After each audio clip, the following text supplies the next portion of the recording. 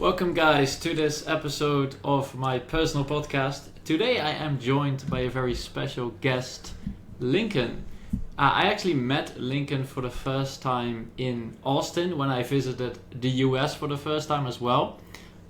If you watch one of my previous episodes, I spoke to Jack as well, who I also met in Austin in person for the first time. So we were both, to give you a little bit of context, visiting a retreat in Austin with a bunch of guys, and Lincoln was one of the people who was present at this retreat, who is a very wise guy, so I'm really excited about our conversation today. Yeah, Lincoln, would you like to introduce yourself to the listener and maybe tell a little bit about who you are, what you do, stuff like that?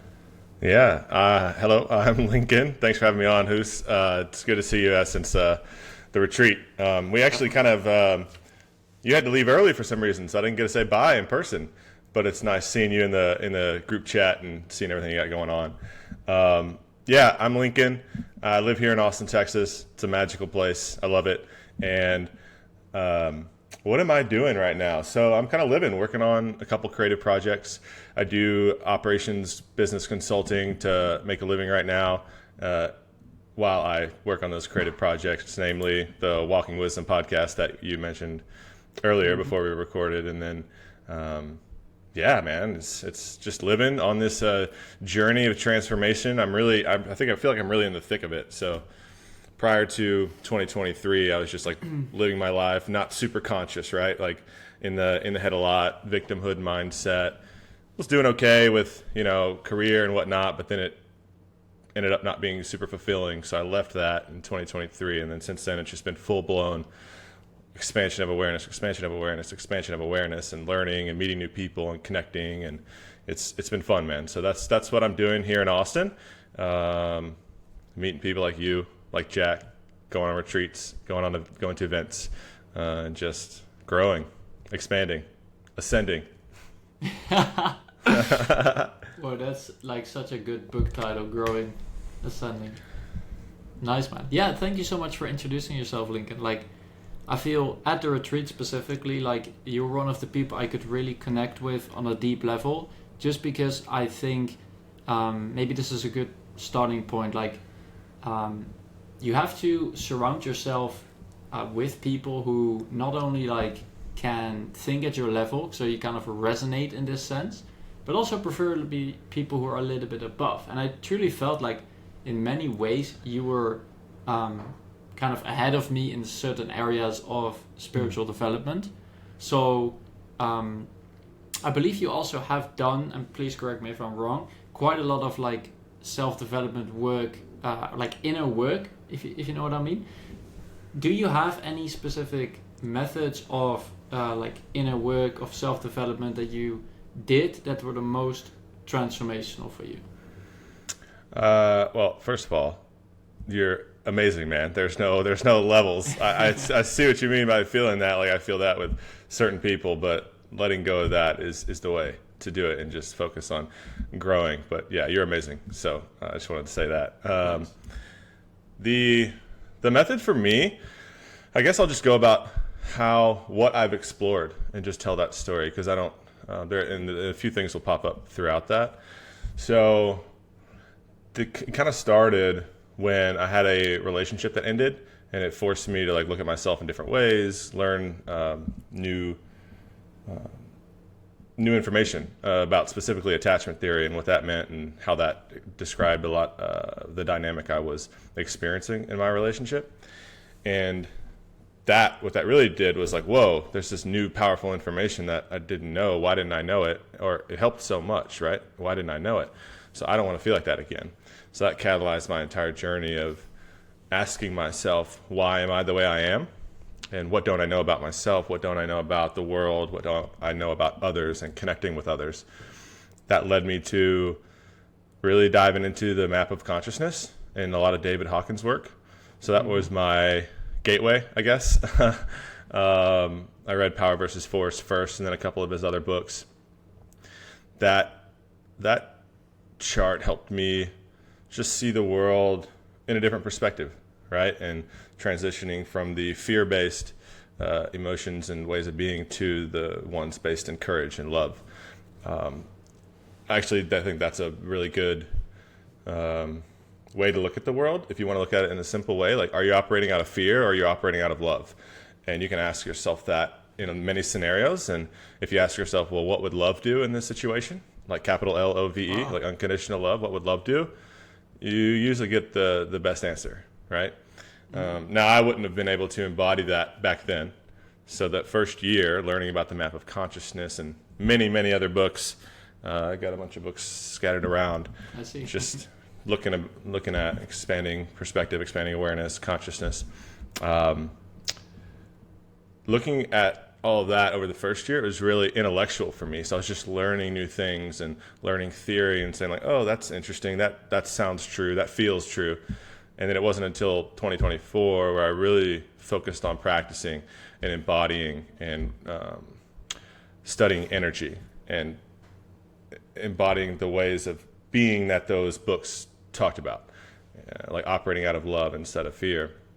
So that got me to learn about chakras, energy work, healing, and then that led me into things like the more woo-woo stuff, but like psychic abilities, telepathy, things like that, which I'm super fascinated by. So first year, catalyst moment, a lot of theory, intellectual learnings about consciousness and expanding awareness and connecting. And then year 2, 2024, starting to embody more of the energies, starting to embody that information and practice the energy work. And in 2025 now, my theme for this year is unconditional love, actually. So in many of my situations or circumstances in life, I ask myself, what would love do? And try to embody that as much as possible, which it's definitely a journey and learning experience. Yeah, I think that's a good summary of where I've been over the past 2-ish years. And throughout that, there's many experiences, right? Meeting new people, taking courageous steps. Actually, courage is a big theme that will always, I think courage is the most important action or most important virtue that we can embody. Because without courage, you can't consistently practice any other virtues. And those aren't my words. That's actually, I read a book recently, The Seat of the Soul. And there's a preface in that book by Maya Angelou. And she says that. She says courage is the most important virtue because without it, you can't consistently practice all the other virtues. So that really resonated with me. And something I'm practicing, having the courage to be myself authentically in all situations, having the courage to put myself out there on calls like this, on social media, on the podcast. And yeah, it's definitely a fun practice. It's a challenging practice. It's a rewarding practice. Expanding. Mm-hmm. Yeah. Gotcha, man. Thank you so much for the elaborate answer. I kind of made a little bit of a note for myself as well to see kind of the trajectory you have been through. And I feel like a lot of us start out in this way. They first consume the knowledge, especially if it sounds valuable. We tend to like really consume a lot of it. Then eventually we realize that the knowledge itself is useless unless applied. So yeah, you told me like 2024 is really when you started practicing and seeing the actual shifts in energy as well.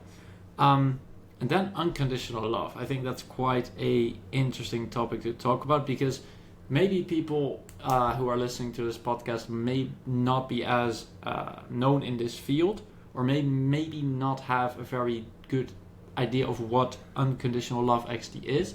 So could you maybe explain for someone who is new to it, like what does it mean and why should people care like to learn about it and to use it? Yeah, so I can give you what it means to me, right, in my experience. And for me, unconditional love is seeing the world in a way and humans in a way where everyone is perfect as they are and on a journey of growth and expansion and most likely doing their best with whatever situation they're in. And loving, unconditional love is loving them through that, even when that hurts you, potentially. So how did I get to this? it's been a journey of expanding, always asking myself, well, how can I learn from this? How can I change my way of being or improve my way of being to accept more perspectives about the world, accept, other people acting the way they do, and my inability. I cannot control other people, right? Everyone's on their own journey, and we are in this process of growing and expanding, helping others grow and expand, but doing that without judgment is important. And that's what unconditional love is. It's in the face of someone you don't agree with, someone who may have hurt you. Can you look at that situation in a way where, like, okay, maybe they're having a bad day. I'm not going to judge them, because I know, for me, I've been through a lot of suffering and default patterns that I learned and had to unlearn, and I just know in me that I wouldn't want to be judged in that scenario. Like, there's usually just someone in there crying out for help, right? Mm-hmm. And that's why they they lash out in whatever ways or what have you. And when you start to look at the world like that, where there's the light inside of everyone and it's trying to emerge, and the way to aid that is not judging and creating resistance to their whatever emotion they're expressing at the time. It's just showing it love, and I think that's kind of how I view unconditional love. At least that's what came up for me here in a moment, and that's what I've been practicing, asking what would love do in this situation. And that really, oh, yeah, sure, go ahead. Yeah, one last thing that really comes to play in romantic relationships, because in romantic relationships, we can get attached, and that's where a lot of stuff comes up in romantic relationships. Triggers, old wounds, attachments, fears about losing the other person, or fears about not being enough, and that's a massive. That's an experience where practicing unconditional love can be very, very difficult. And with that, no matter what you do on your path of trying to embody unconditional love, you're not going to be perfect. I'm not going to be perfect, and that's okay. That's another piece of this. Giving grace to yourself, compassion for yourself throughout your journey, and not judging yourself for where you are at any given moment. That's honestly probably the first step. Actually, you have to be able to give grace to yourself and not judge yourself, which that's honest. That's also can be difficult, especially if you have lived a life of constantly judging yourself, which a lot of my life I was judging myself, and I'm still learning from that, trying to have courage to be me authentically and learn the things I want to learn, do the things I want to do without judging myself. Gotcha. I appreciate you being very open in this, because I feel like that is also helping other people probably to relate, because we can talk about these things like very surface level, but like everyone experiences problems. Maybe this is a quick side note, like everyone out there nowadays is publishing some kind of content or product or version of themselves on social media, but even the people that you think are the most successful or the most perfect or the most developed, they still have their flaws. So it's never like everything is perfect and you are like not perfect. That creates a very skewed image, in my opinion, especially with social media. So yeah, thank you for sharing that. And one note which I actually made was about romantic relationships, because to be transparent for myself, I, to be honest, don't really have any, you could say, interest right now in developing myself. Or I do actually have interest in developing myself, but I haven't engaged in a romantic relationship for quite a long time. Let me just put it like that. Or just in casual sense, I haven't had a girlfriend for a long time. Just put it casually, because it doesn't really matter. And that makes me curious. So you're saying that romantic relationships are one of the best ways to actually get exposed to potential flaws and blocks. If you want, do you maybe have an example from yourself, or can you imagine an example of a possible situation in a relationship that would reveal such a block? Just so I can have an idea. Yeah, and first I just wanted to note, like, I love deep conversation. Surface level stuff doesn't, sure, it can help people become aware, but the real relating happens when you're super open and vulnerable. And open communication is the most important thing in a relationship. You know, after all the, you know, you're mutually attracted, you have desires for each other, you're compatible, you have fun together. There's going to be differences that come up because we all have our own unique path. And the ability to communicate openly and vulnerably without judging yourself and judging the other person, and without fear of what might happen, how the other person might react when you're communicating, it's important. Open communication is important, which segue into, that's really what I've been learning through my romantic relationships over the past year and a half. So I've really had three and a half-ish really deep connections with women over the past year and a half, and they've been super expansive.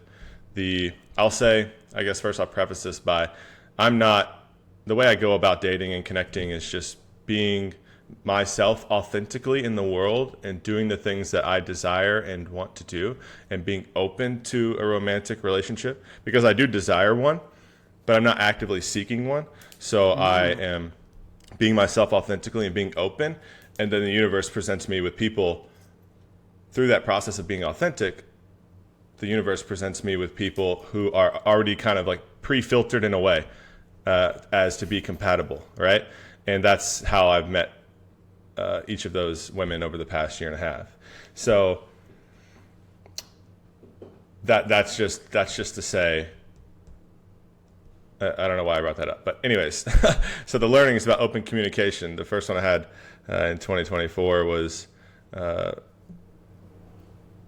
very eye-opening for me, because I learned, it was the first time in a relationship where I openly communicated with someone, even though it was like through very uncomfortable conversation, like saying the uncomfortable thing about, hey, I don't like that. I don't want that to be a part of a relationship I'm involved in, right? And saying that in a way where it's not judging the other person. It's just saying, hey, I don't like that.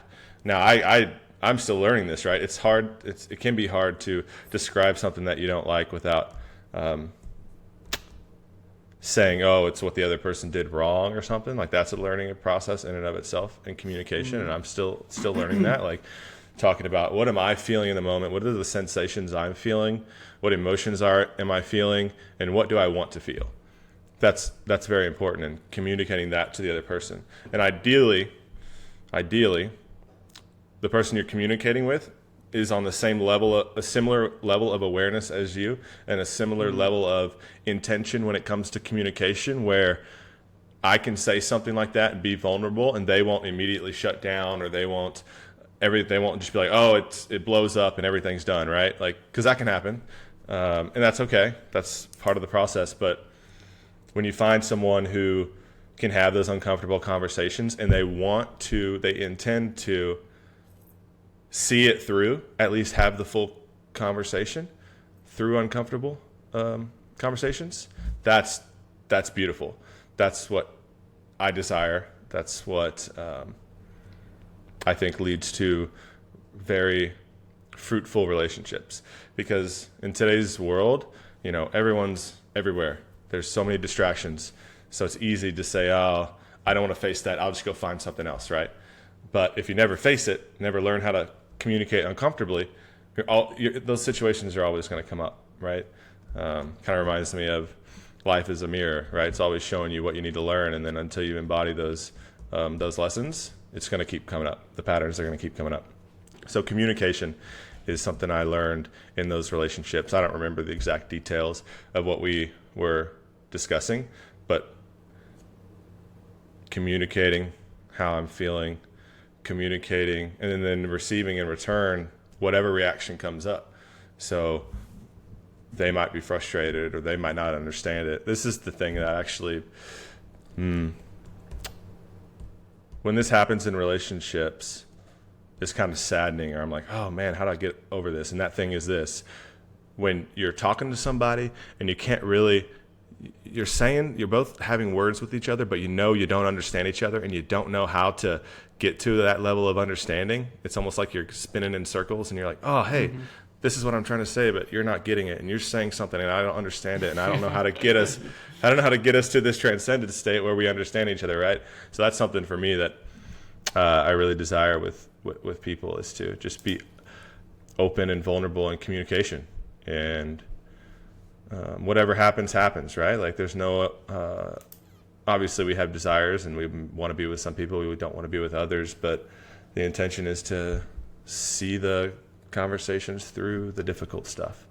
And if you can do that, that'll help you succeed in all areas of life, I think, right? So romantic relationships, friendships, business, communication, so important. Gotcha, man. That's so interesting to hear you talk about these topics, because I feel like relationships is such a huge part of our lives. Like even business, you can talk about business tactics for hours, but eventually all business is P2P. This is something I heard from like one of my mentors, like person to person. It's not business to business or business to consumer. It's like person to person, unless it's like something like Meta or TikTok, you know what I mean? But that's not really what the kind of stuff we're talking about here. Usually people that start a business engage with other people. And I also feel like the point you said about understanding each other is very important, because what I personally see in my life often is that people think that others understand them, but truly everyone is just kind of living their own version of life, which I think is good, but people must realize this. They must realize, let me just reframe it to the listener, you must realize that everyone is living a version of their own life and really just caring about themselves 95% of the day. So when you explain something to someone, when you tell someone to do something, you yourself, you think, oh, they will understand it because I understand. But no, that's not how it works. Really, they understand after you ask them, like, have you understood fully what I just asked? Or even better question to ask, and this is fun to try. I haven't done it too much, to be honest. I think maybe once or twice. But you ask another person just after you have asked them to do something or explain something, what do you think I just explained? And then they are probably going to say something different, and you're like, what do you mean? Yes. So yeah, like understanding the different ways of I would say perceiving information, processing information is very important in communication, and then communication in itself is important as well. Now, if you don't mind me asking, Lincoln, those relationships that you had, those 3 romantic relationships, were those at the time with people who were on the same level of awareness as you? And if not, how did you work through that, or how was your experience with that? It's hard to say, and it's not a hierarchy, right? It's different perspectives, right? So it's hard to say, exactly what that person's level of awareness is or perspective is, right? Yeah. You learn that. You just try to learn as much as you can about someone. I would say the first one in that last year was pretty similar. We both were learning from each other, which was awesome. I think that's what you want, where you can both have a perspective and such, where you can teach each other things or learn things from the other, rather. The others, all of them were just beautiful connections, like beautiful, deep connection right away, mutual attraction, and just flowing naturally into it. So, yeah, the trying to pin their level of awareness is difficult, to be honest, and I'm almost hesitant to do it, actually, because I don't want to judge in any way. There were probably differences in levels of awareness in different categories of our lives, and hopefully we helped each other see those aspects of us or see a different perspective, and we both grew from that, and were able to grow from that. Gotcha. Yeah, I think that's true. Like, it's never like a video game where this person is like level 10 and this person is level 8, and then you have to get yourself leveled up. But I do think one of the reasons I had been a bit resistant, to be honest, to relationships is because I thought that the kind of level of awareness I'm at, or the level of, you could say, development in a spiritual sense I'm at, doesn't properly match a lot of people, especially in my area. So for that, I would obviously need to travel, to be in environments where like encounters of romantic nature, or basically said, just putting myself in an environment where I could run into girls that are potentially more aligned with who I am now, if that makes sense. Have you had conversations with women in your area? I'm curious if you've actually, are you stopping yourself from potential learnings by thinking that you need to go somewhere else to find it? I love that question. Now, to be honest, I don't speak to a lot of girls in this area. Especially like deep conversations is something I haven't really engaged in. So yeah, I guess you could say like it's probably not for me to judge. There probably are girls at this level, potentially even higher in some sense in spiritual development. So yeah, that's something I probably can work on. I think I'm just gonna bring this up because you've mentioned it a couple times. You kind of I've noticed you view it as like higher or lower or levels of awareness, right? What if you just a thought? What if you looked at it just different levels of awareness, like location, like so? Oh, she's over here because of this entire life story, and I'm over here because of this entire life story. Maybe there's something I can learn, and just expand my awareness rather than thinking, oh, I only want to talk to people who are at the same level or higher, right? Because honestly, you can, if that was the case where it was lower, mid, higher, like you could learn from all the cases, right? And why wouldn't you want to go learn from someone who maybe is lower, right? And a different life experience, and then you help them realize something about yourself, and in that process you realize something about yourself. So I don't know, I was going to say challenge you or offer what would it look like if it wasn't a hierarchy, if it wasn't a higher level of awareness or lower of a level of awareness, if it was just different, and what would that look like in operating in your daily life? Yeah, you're completely right in this. Like, improper use of language, to put it simply. Not improper, just different. No, you're just checkmating me on these spiritual concepts, man. This is a very good sign for us to move to some more down to earth stuff, or rather different down to earth stuff. Yeah, let's do it. Yeah, man. Let's switch it over to business, because you've kind of checkmated me here. To be honest, I admit the I would say the defeat, but then again, there's no defeat. You can extend this to so many things, guys. You're amazing, man. You are amazing, man. So I've felt. I was just gonna say this quick. I've felt more present in this conversation than I have in a lot of other conversations in the past. So even ones that I've recorded with others, where there's still the level of, oh gosh, we're recording this. It's kind of there's some tension, but in this one I have not. So you're a fantastic conversationalist, and I appreciate you doing this. Thank you so much, Lincoln. I really appreciate that. Hearing that, that's amazing. Thank you so much.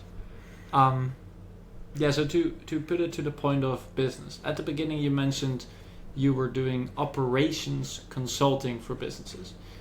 Can you explain what that means and maybe some additional things about that? Because I'm quite interested in learning more about that. Yeah, so my background's in engineering and operations. I've done a lot of process development, process engineering my entire career, manufacturing engineering, industrial engineering at various companies. And with that, I've got to dive into deep engineering work, but also looking at the business side of making improvements and what those effects are. So like saving the company money, creating more efficient processes, just a streamlined, efficient system overall. And that's how I like to look at problems, is what is looking at it from a high level view, macro view, the entire system view, and then going and solving problems in context of that entire system. Because if you go and solve a problem that solves it for one part of the process, but then it creates problems for another part of the process that outweigh the benefits you just made in this one other area, you're not helping the entire system. So looking at things from a system level and then also diving in.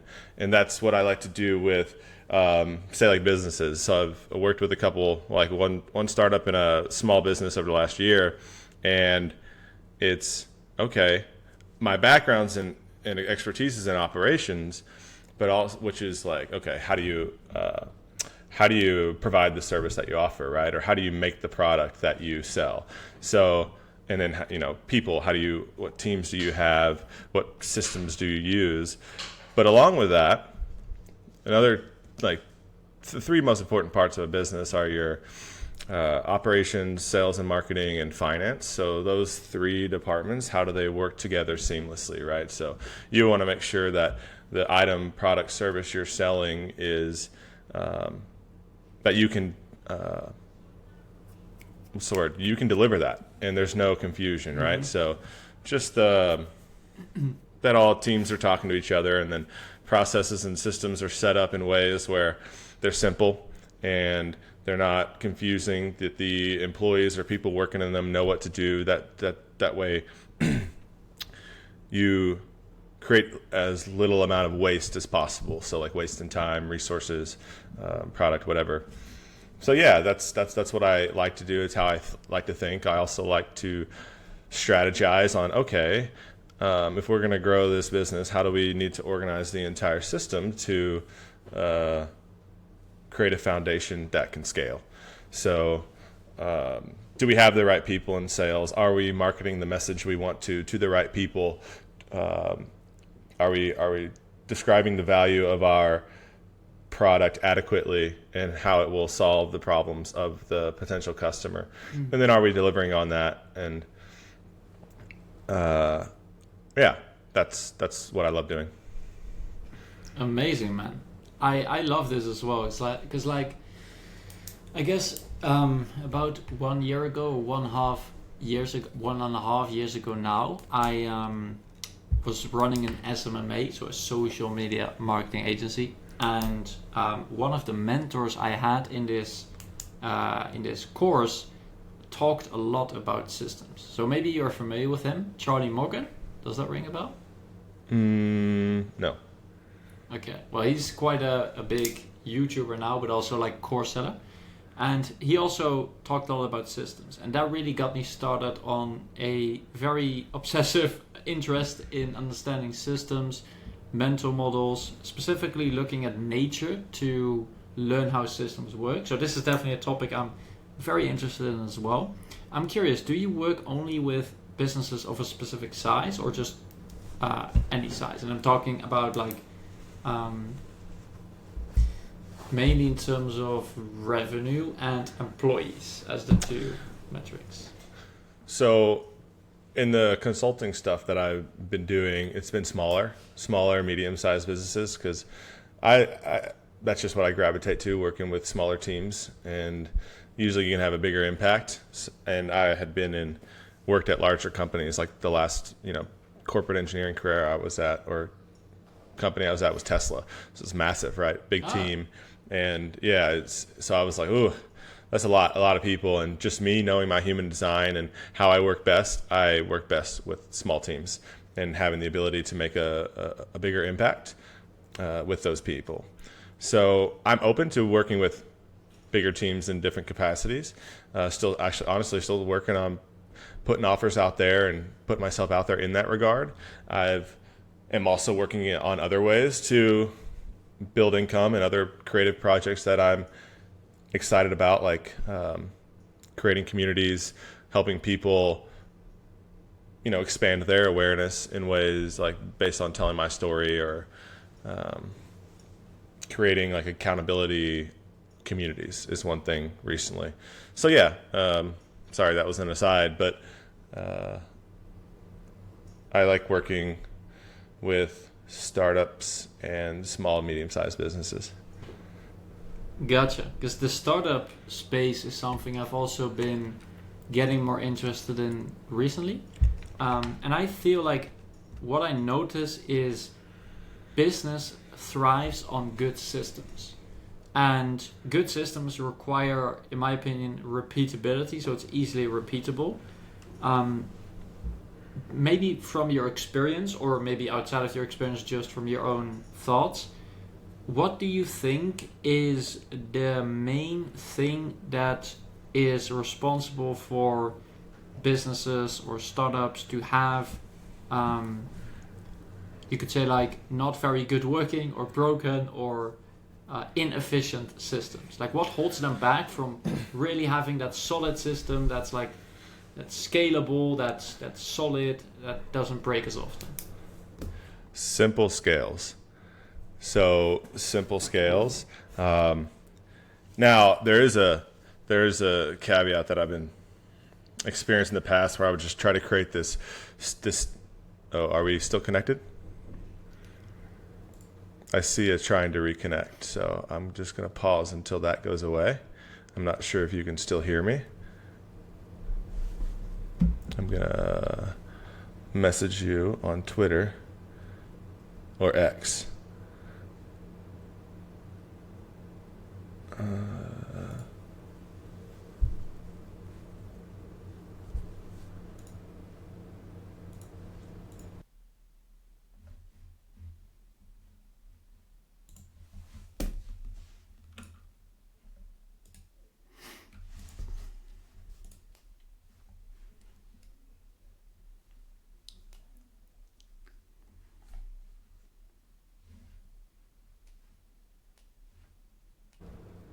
Are we back? Hello? Yes. Hello? I don't know what happened. Can you hear me? Yeah, it started disconnecting. So Okay, I should be back now. I can hear you again. I made a note of the time, so I'm going to cut this part out, obviously. okay. So yeah, was like 35 minutes. There was like a freeze, and then okay, perfect. But now it should be back. So if you want, you can resume, and I will just cut it. What was that? Okay, we're talking about systems and simple scaling, right? So yes. I used to try to create some like rigid system, which isn't the best thing. Like you want to create simple processes that are easy to follow and easy to communicate through without being too rigid. Like certainly sometimes once you have a process that works, you at a certain level of volume or whatever, you kind of stick to that process, but always be open to learning and improving it in ways. So you don't want to like tie yourself down to a specific process because there could be something that you missed or some new problem that arises over time and you need to change it. So it's kind of like communicating in a relationship. Like things change over time and you got to be open with communication. So you as a founder or like an operations leader, and most operations leaders know this, I think. Some founders might not, but you must be open to change while still creating a simple, effective process. So creating a simple, effective process, and then be open to change, and knowing that, hey, we're gonna look at potential changes that might improve our business, and if they do, we can implement them and then see how it works and go from there. But I would say, along with creating the simple system, is the communication part is huge in a business, and creating the atmosphere where open communication is welcomed. And then, there's decision-making processes. At the end of the day, maybe some feedback might not be implemented, but just having the open communication atmosphere makes everyone comfortable in speaking their truth and not being afraid to say something that might actually really help the business or prevent something from hurting the business. Gotcha. And do you maybe have an example of how you have or how you would improve the communication within the business to make it more open? So this starts with the leaders of the company. So if the leaders don't operate like that within themselves, it's going to be tough to create that environment in the business. So this is where spiritual practice and just levels of awareness practice can help leaders be open to communication and create that atmosphere for their team. Gotcha. So that actually sounds familiar, because I feel like some of the mentors I had in the SMMA space talked to us as well about the business being an extension of you as a person. Yep. So literally, for example, if I was a business selling positivity cards, because I have a positivity card next to me, so like, you know, those cards with like quotes from people that make you feel a little bit better about yourself. Let's say I was selling this, and I was having like 10 employees basically creating these cards, selling these cards, stuff like this. If there was a problem with communication, the first thing you would do as like a consultant is speak to the founder, and then what essentially would you tell him, especially if this person is on a different not higher or lower, but different level of awareness? What would you kind of do to make the change happen for him? First, it's about helping them become aware of the potential issue and describing that in a non-threatening way, or a way it's like, hey, this is what I'm seeing, this is what I'm hearing, this is what I'm observing in the process. And I think that there's like, okay, because what I'm pretty good at is seeing how, like, the system view and then the in the weeds view. So I can see how, like, oh, someone said this. I know based on who they are and the process they're in that they meant this, but then the founder or someone didn't receive it properly. So to try to bridge that gap and help them see it from that perspective, just voice what's coming up in the moment, and saying, hey, you might consider looking at it this way, or asking yourself this question to try to see it from their perspective. And then if you want a simple solution, or if you want the most effective process, how would you respond knowing that perspective, right? So it's all about seeing that perspective, and then responding in a place of like love instead of fear and control. And that kind of sounds weird when talking about businesses, but I think many of these practices for self-development help business owners, and many really successful business owners are spiritual and practice those things. Gotcha. Then I want to ask you, as like a thought experiment, do you think that you have to be spiritually developed, to put it like this, to be a successful business owner? No. And then obviously successful is also subjective, but let's say, like, do you think you would need to be spiritually developed to scale a business to 10 million per year, for example? No, I don't know. I think because there are people who aren't spiritual at all and create successful businesses, right? So I think anyone can do anything. So trying to put labels on it is difficult for me, and I'm hesitant to do that. I think when certain problems arise in business, spiritual growth of the owner can help a lot. So you do see them as kind of like separate in this sense? Obviously, I'm not talking from the spiritual sense, because otherwise you would say like everything is the same, but you know what I mean? Yeah, I think this is something I've been considering recently, is actually how to tie those two together, spirituality and business, in a simple, seamless way, specifically with like operations work. And sometimes it's not necessary. You can solve the problems you need to solve without going down the spiritual route. But when it comes to communication and connection and relationships within your business, then spirituality can certainly help. Because if you're looking at, okay, how can I be better in this situation? How can I expand my perspective here? And then understand, then I might see another solution, right? And then we all have amazing ideas. We all have feedback and value and gifts that we can offer. So creating a space where the team you have can shine in their unique gifts and abilities is pretty cool. Nice, man. I love that answer. Do you have a specific vision for you working as a consultant or your consulting intentions?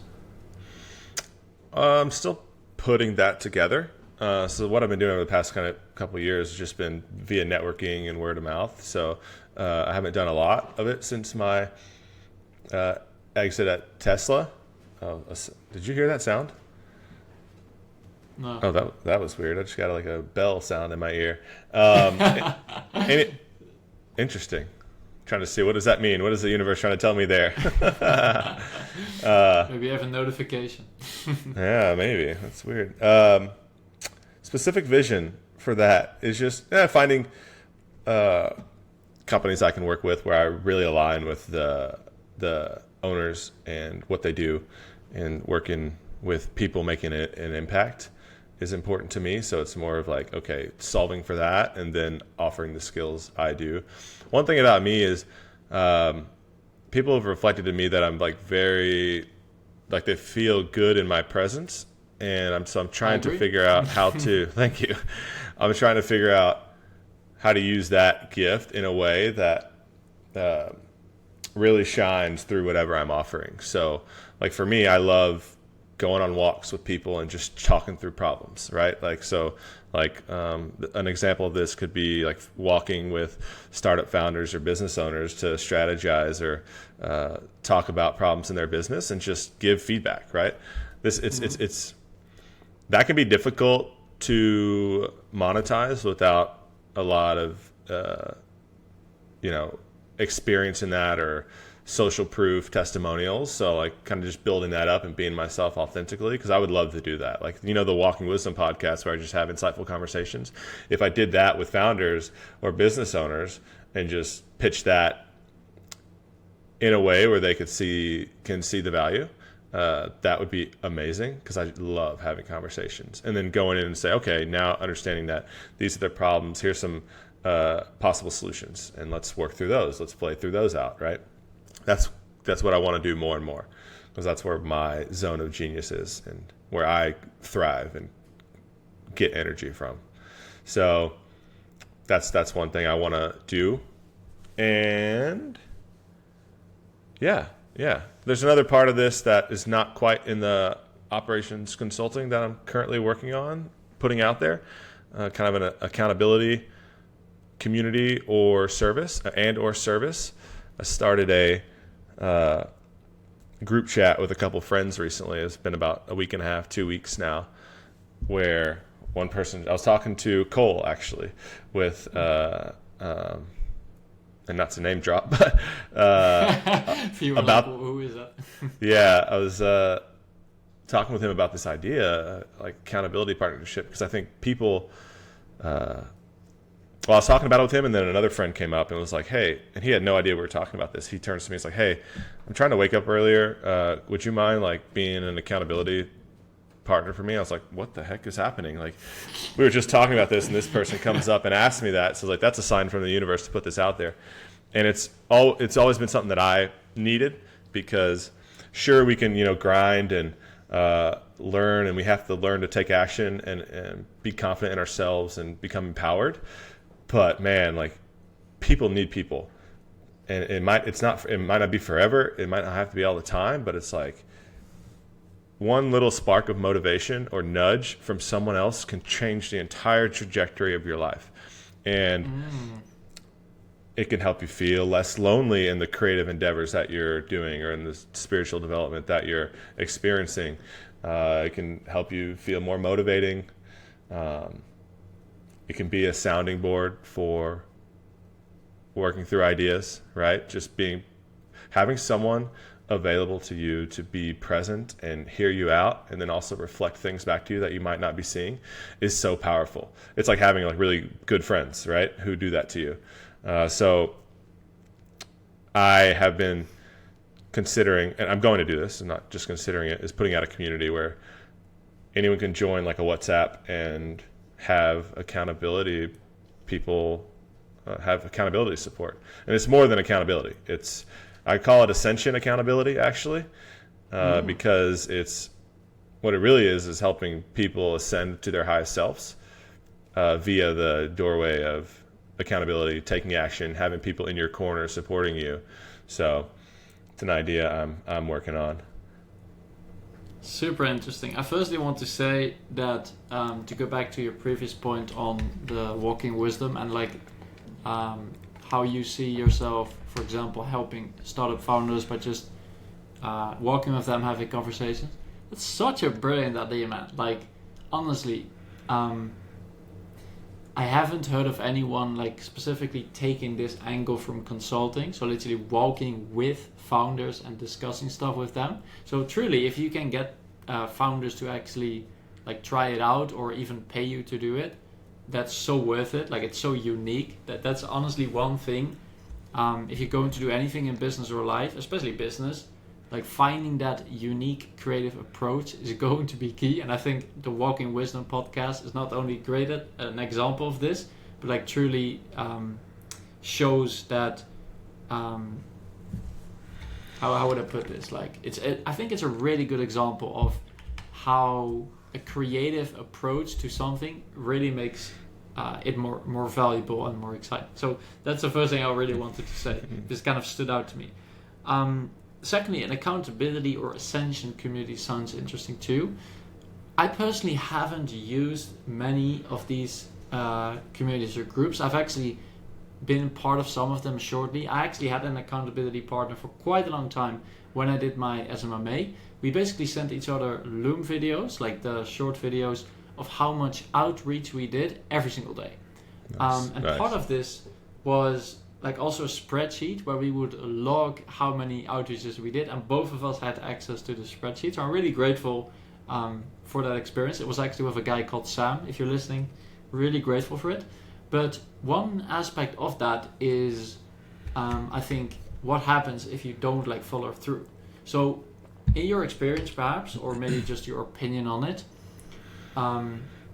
what do you think is you could say the thing that how do I put this?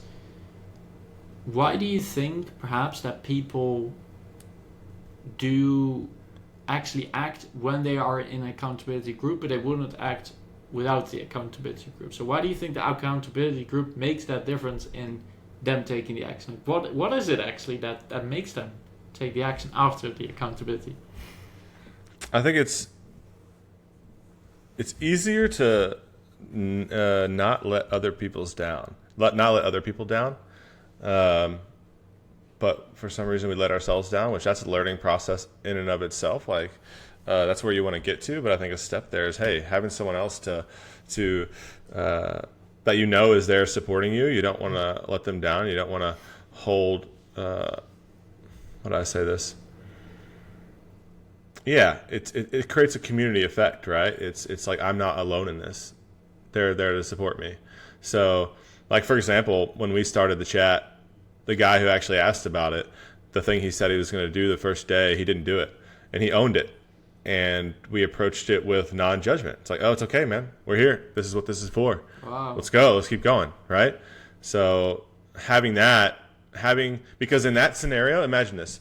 You reach out to someone, hey, I need accountability for this. Can you start it with me? They're like, yeah, let's do it. And then the next morning, you don't do it. You don't show up.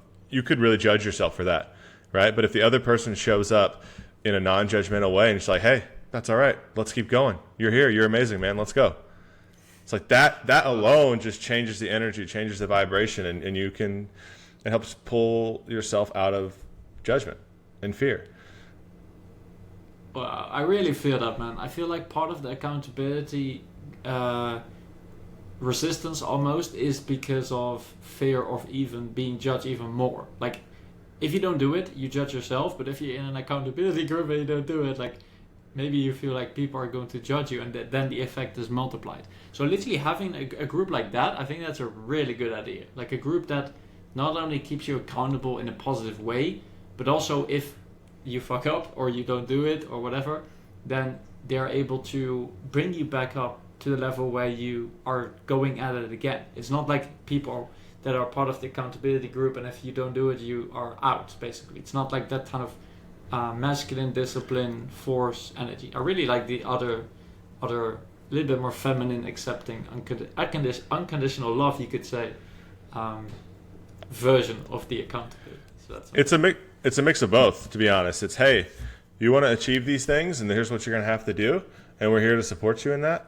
And also, like, if you fuck up, that's okay too. There's no judgment. It's just all the reality of what is. And if you, I know for me, my experiences in the past, when I haven't done something, I've judged myself hard, or other people have actually judged me. Pardon the language, I hate that, right? It doesn't feel good, right? So if you approach everything with love and understanding, I think that gives the best chance for this person to flourish, because they might be struggling with something that's deeper than just, oh, I didn't do this, and I know I should be doing this, but I'm not. If you approach that with shaming them or judging them, that doesn't help. So approach that with love and understanding. But hey, you got this. Like, let's support. Let's go. Let's do this. We got it, and we'll take action along the way. So I think that energy is what I've needed. That's why I resonate so much with it. Yeah. Sounds absolutely brilliant, man. Do you currently have like a actual product or company dedicated to this yet, or? I have a WhatsApp that I recently started. I haven't posted it on Twitter yet.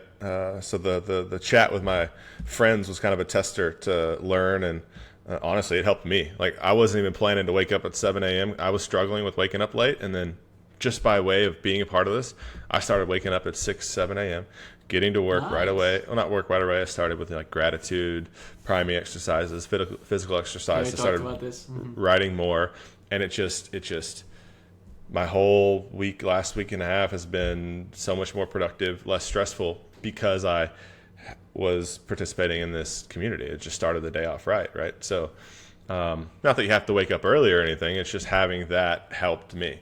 So I have a WhatsApp now that I'm going to release, just start posting about pretty soon. Gotcha. Then I'll make sure to actually, for anyone who's listening, link your Twitter so they can access it if you already have posted about it. I'm also going to link your Walking Wisdom podcast, just because I think it's a great initiative and people probably can take a lot away from it. So yeah, that kind of wraps up our conversation today, Lincoln. Really, it was such a pleasure to have you on. As such, we didn't really start with like any predefined topics, but I think we covered a lot of interesting things that potentially the listener can take a lot of value from. So yeah, Lincoln, I would really like to thank you for coming on today. Do you have any kind of final words for the listener, or just maybe sharing your experience about being on this podcast? Because I would love to kind of push through with asking more people to come on and kind of get this flowing. Yeah. So maybe some feedback as well. This was amazing. Like I said earlier, like I've felt more present in this than a lot of other recorded conversations. So usually like being in front of a camera like this can be intense for me, but I'm getting more comfortable with it. And the way you ask questions, you ask amazing questions and keep the conversation flowing. It's been a wonderful experience. So thank you for having me on and doing this. You're going to put a lot of good information out in the world and connect people with things that they wouldn't be aware of otherwise. So I think that's amazing. That's why I'm doing the Walking Wisdom podcast. That's just getting information out there and talking about the real stuff, right? That's what I like. Getting open, getting vulnerable. Let's talk about the actual experiences. Like, if we don't judge it, that's what matters. Like, let's do it. That's how people learn, and people really relate to that, because someone who's afraid to talk about their story and they see someone else openly talking about their story and they're like, oh, they're going through that similar. I have the courage now to talk about that too. And I think that's what this whole experience is about, at least part of it. So helping others become the most authentic version of themselves. And it's conversations like this that make that happen. So yeah, thank you so much for having me and creating such a welcoming, inviting environment. Thank you so much, man. That really, to be honest, warms my heart. So I'm going to send a lot of unconditional love to you. That's probably my personal takeaway from this podcast, because obviously I learn a lot from this as well. So yeah, man, Lincoln, lots of unconditional love to you. As well to the listener, if you listened up until this point. You can find all of Lincoln's socials and the podcast, as well as the community I'm actually launching myself. So you're going to find the information in the podcast description. Hope you enjoyed today's podcast and looking forward to seeing you in the next one.